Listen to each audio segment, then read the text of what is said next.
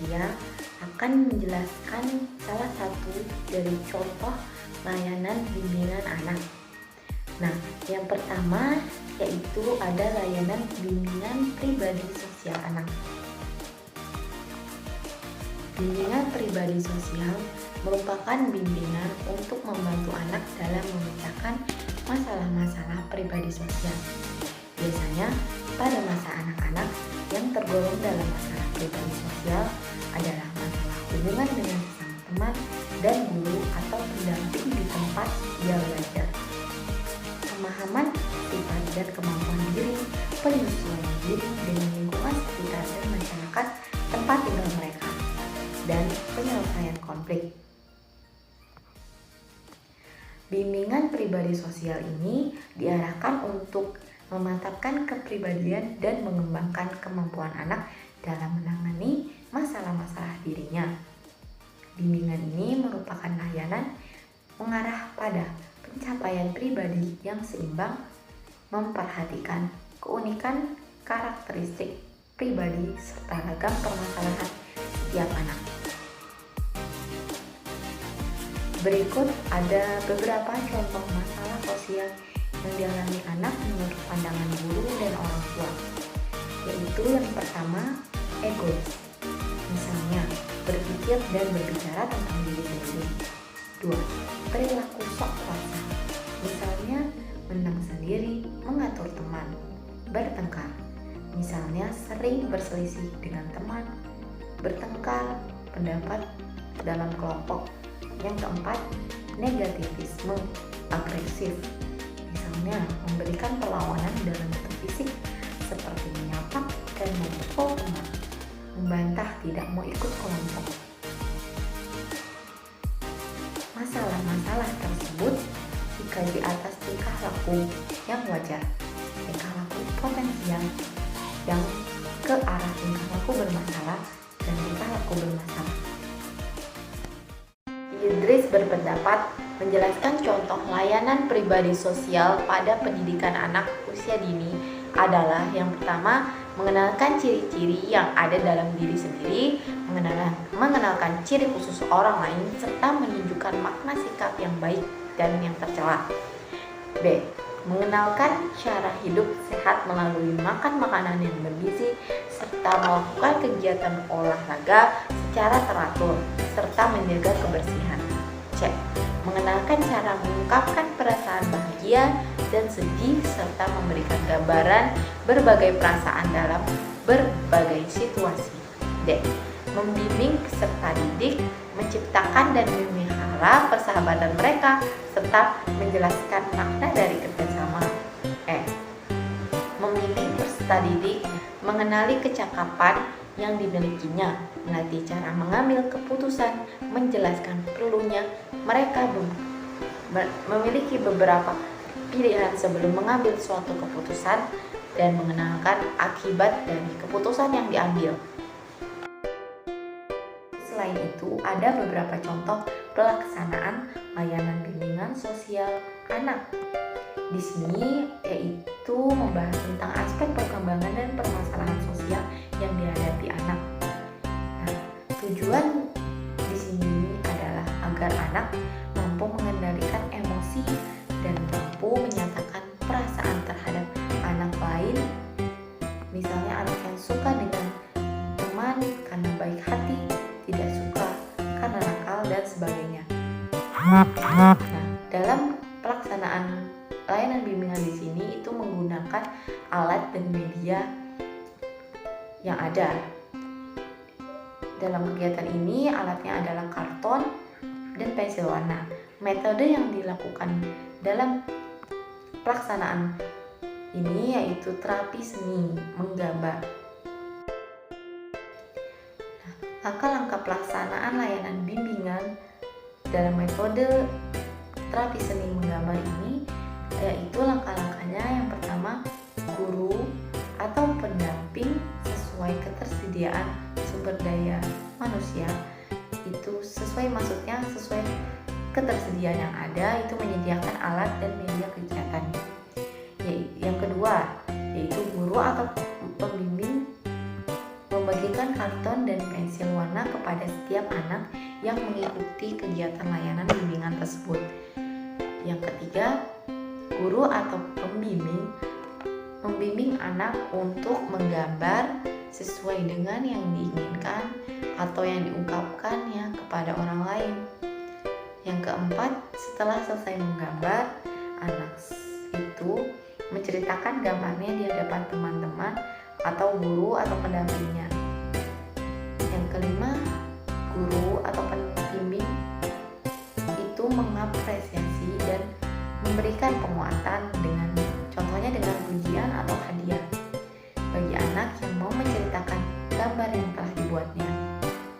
Yang keenam, guru pembimbing itu menutup kegiatan layanan bimbingan dengan rencana evaluasi yang ada, yaitu evaluasi terkait penilaian proses mengamati kemampuan anak dalam berbicara di depan orang lain. Tindak lanjut dari pelayanan bimbingan ini yaitu jika masih belum berhasil dilakukan dengan metode lain atau dirujuk ke ahli lain. Contoh bentuk perilaku pribadi sosial anak. Misalnya, perilaku membantu dapat ditunjukkan melalui kegiatan mereka melalui membantu teman menyelesaikan tugas saat bermain, membantu teman yang kesulitan membuka tutup bekal makanan saat kegiatan makan bersama, mengambil dan mengembalikan barang teman yang jatuh saat bermain. 2. Perilaku berbagi dapat ditunjukkan melalui menawarkan makanan yang dimilikinya kepada orang di sekitarnya, berbagi saat menggunakan alat permainan yang sama di sentra bermain, berbagi tempat saat kegiatan mencuci tangan bersama. Ketiga, bentuk menghibur. Mereka tunjukkan dengan menanyakan alasan teman saat temannya sedang bersedih, menggandeng teman untuk diajak bicara bersama, menghibur teman dan memberikan pelukan agar temannya tenang. Dengan pemberian layanan bimbingan pribadi sosial dalam kegiatan pembelajaran anak usia dini, terdapat perubahan sikap terkait perilaku personal mereka. Anak mulai bisa mengerti akan perilaku untuk peduli kepada orang lain. Layanan bimbingan belajar anak. Menurut Praitno dan Amti, bimbingan belajar adalah layanan yang memungkinkan siswa atau anak mengembangkan diri berkenaan dengan sikap dan kebiasaan belajar yang baik, keterampilan dan materi belajar yang cocok dengan kecepatan dan kesulitan belajarnya, serta tuntunan kemampuan yang berguna dalam kehidupan dan perkembangan dirinya. Layanan pembelajaran bertujuan membantu dan membimbing anak agar dapat mengembangkan sikap dan kebiasaan belajar yang baik. Metode bimbingan untuk anak usia dini selalu dilakukan dengan kegiatan semi bermain. Hal ini tentunya mengingat tugas perkembangan yang harus dipenuhi anak usia dini. Media yang digunakan antara lain media belajar, media bermain, media gambar, video durasi pendek, dan balok. Dalam memberikan bimbingan, konselor maupun wali kelas selalu melibatkan keaktifan anak. Hal ini dilakukan untuk meningkatkan kompetensi dan potensi anak. Contoh kegiatan layanan bimbingan belajar. 1. Kegiatan bermain dengan bimbingan guru memilih alat dan permainan, kemudian anak diarahkan agar dapat memilih alat permainan guna menanamkan konsep tertentu. Misalnya, permainan balok bangunan, kubus, dan pola. Dengan kubus, diharapkan anak dapat memiliki konsep dasar tentang ukuran, bentuk, dan dapat menciptakan bangunan gedung, menara, dan jembatan.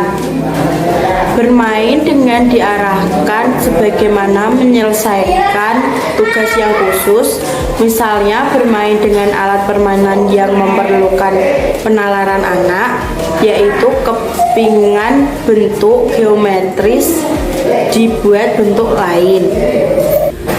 Aktivitas bermain mampu menghubungkan aspek-aspek yang dikembangkan dalam pendidikan, yaitu jasmani, kognitif, psikomotorik, dan spiritual.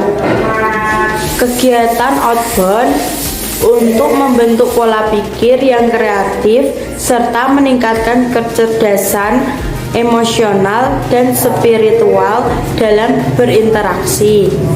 Tujuan outbound secara umum untuk menumbuhkan rasa percaya dalam diri guna memberikan proses terapi diri atau mereka yang berkelainan dalam berkomunikasi dan menimbulkan saling pengertian, sehingga terciptanya saling percaya antara sesama.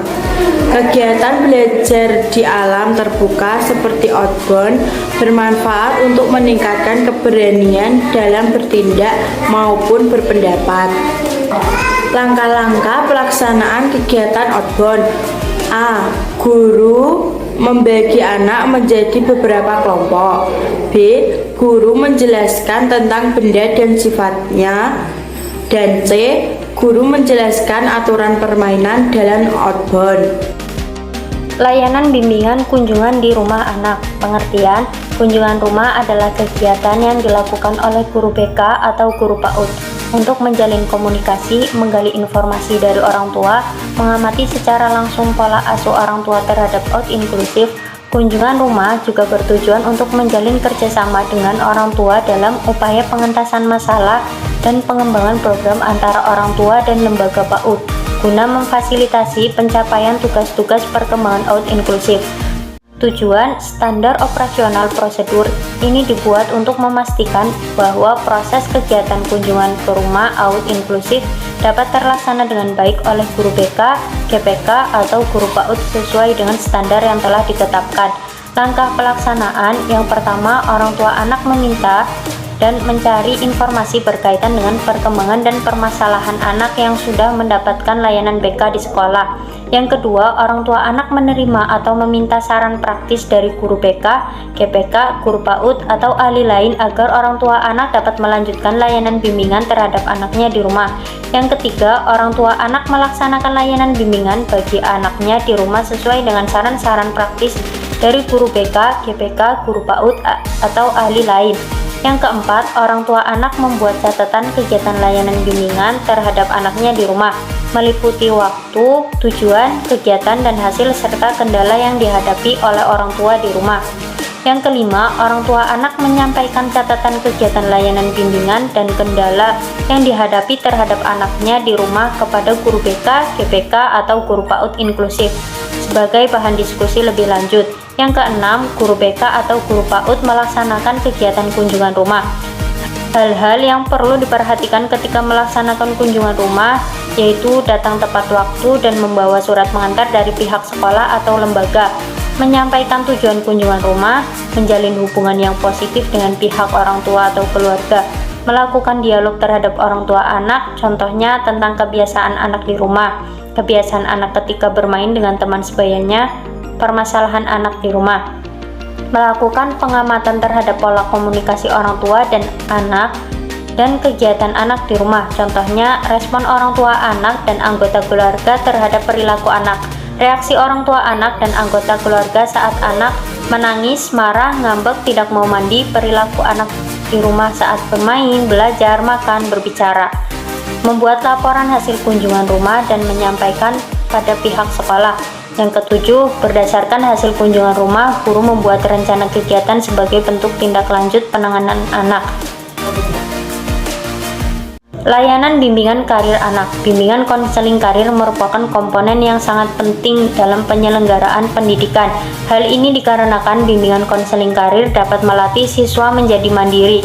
Tuntutan dunia kerja juga menjadi alasan akan perlunya bimbingan konseling karir di institusi pendidikan. Bimbingan konseling karir juga membuat siswa dalam menentukan penjurusan selanjutnya. Ketetapan penjurusan sekolah akan membuat siswa menikmati sekolah tanpa adanya beban berarti.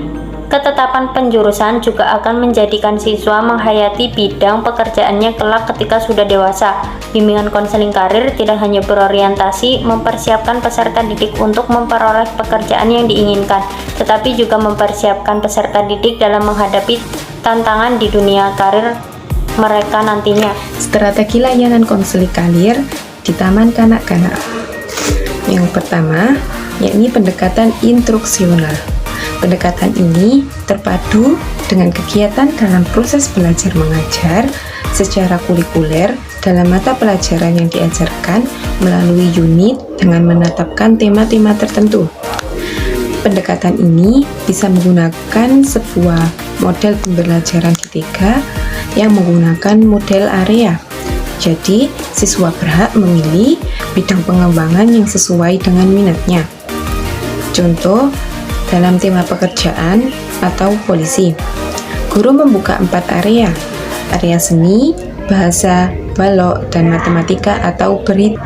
Dalam area seni, seorang anak bisa mewarnai gambar polisi. Di area balok, anak bisa membuat sebuah bangunan kantor polisi dari susunan-susunan balok. Di area bahasa, anak bisa mengurutkan gambar seri tentang tugas polisi. Dan di area berhitung, anak bisa menghitung jumlah alat atau atribut seorang polisi. Setelah guru menjelaskan, anak dipersilakan untuk memulai kegiatan sesuai dengan minatnya. Nah, di saat seorang anak memulai tugasnya, sang guru atau pembimbing tugasnya adalah mengamati masing-masing siswanya supaya nanti guru bisa memberikan informasi kepada orang tua tentang kecenderungan anaknya dalam suatu hal tertentu. Yang kedua yakni pendekatan interaktif, yaitu pendekatan melalui kegiatan interaktif yang dilakukan di luar kegiatan belajar mengajar dalam berbagai bentuk. Misalnya kegiatan permainan, konsultasi, dinamika kelompok maupun kerja kelompok. Kegiatan dengan kerja kelompok dengan tema tanaman. Anak TK dibagi menjadi 3 kelompok, yang mana masing-masing kelompok disuruh membawa buah, dan buah tersebut diamati dan dicari ciri-cirinya, misalnya kulitnya, warnanya, rasanya, bentuknya, buahnya, dan lain sebagainya. Kedua yakni kegiatan dengan permainan. Tema binatang, guru mengajak anak-anak bermain kucing dan tikus atau bermain ular tangga. Selanjutnya yakni kegiatan dinamika kelompok. Guru mengajak anak-anak membuat sebuah lingkaran dan disuruh mengelilingi lingkaran tersebut dengan bernyanyi. Di dalam nyanyiannya terdapat sebuah perintah yang jika perintah tersebut dilakukan dengan baik dan benar, maka anak tersebut dikasih hadiah, dan jika perintah tersebut tidak dilakukan dengan baik dan benar, maka anak tersebut mendapat hukuman yang mendidik sesuai kesepakatan antara guru dan murid. Ketiga, yakni pendekatan dukungan sistem. Pendekatan ini menciptakan sebuah suasana sekolah dan lingkungannya sedemikian rupa sehingga secara tidak langsung telah memberikan suatu iklim yang menunjang perkembangan siswa. Misalnya, dengan tema pekerjaan, lembaga TK bisa bekerja sama dengan pasar atau market. Anak didik diajak untuk berbelanja ke pasar tersebut, dan anak didik disuruh memilih barang yang ingin dibelinya dengan dipandu oleh petugas pasar. Selanjutnya, anak tersebut disuruh melakukan transaksi sendiri. Dengan ini maka kita telah mengenalkan pekerjaan perdagangan, atau bisa juga dengan bekerja sama dengan dinas peternakan. Anak-anak dijak outbound kepada pemerah sapi. Di sana anak dikenalkan dengan pekerjaan pemerah sapi. Pendekatan yang terakhir yakni pendekatan pengembangan pribadi, yaitu dengan memberikan kesempatan kepada siswa untuk berkembang sesuai dengan kondisi dirinya. Pendekatan ini dapat dilakukan dengan memberikan tugas individual, penelusuran minat, dan kemampuan. Dengan contoh, tema pekerjaan, peserta didik diberi tugas untuk mencari suatu gambar sesuai dengan cita-citanya. Setelah gambar tersebut dicari, gambar tersebut difigura dengan baik, bagus, dan rapi, tapi tetap dengan catatan diawasi oleh keluarga. Atau bisa juga peserta didik diberi tugas untuk mengamati atau menanyakan pekerjaan kedua orang tua, misalnya ibu sebagai ibu rumah tangga atau ayah dengan pekerjaannya masing-masing.